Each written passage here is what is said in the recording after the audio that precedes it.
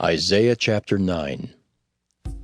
Nevertheless the dimness shall not be such as was in her vexation, when at the first he lightly afflicted the land of Zebulun and the land of Naphtali, and afterward did more grievously afflict her by the way of the sea, beyond Jordan, in Galilee of the nations.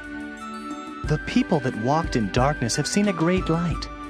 They that dwell in the land of the shadow of death, upon them hath a light shined. Thou hast multiplied the nation, and not increased the joy.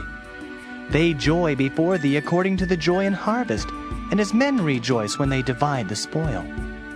For thou hast broken the yoke of his burden, and the staff of his shoulder, the rod of his oppressor, as in the day of Midian. For every battle of the warrior is with confused noise, and garments rolled in blood. But this shall be with burning and fuel of fire. For unto us a child is born. Unto us a son is given, and the government shall be upon his shoulder.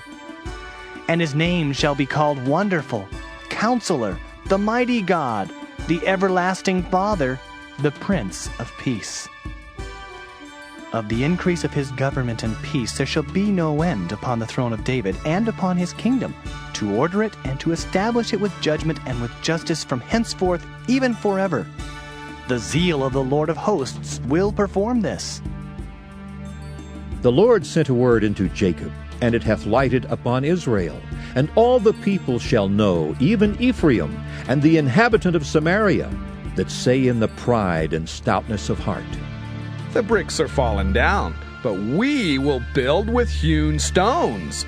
The sycamores are cut down, but we will change them into cedars. Therefore the Lord shall set up the adversaries of reason against him, and join his enemies together, the Syrians before and the Philistines behind, and they shall devour Israel with open mouth. For all this his anger is not turned away, but his hand is stretched out still.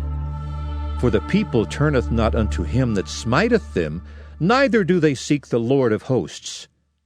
Therefore the Lord will cut off from Israel head and tail, branch and rush, in one day.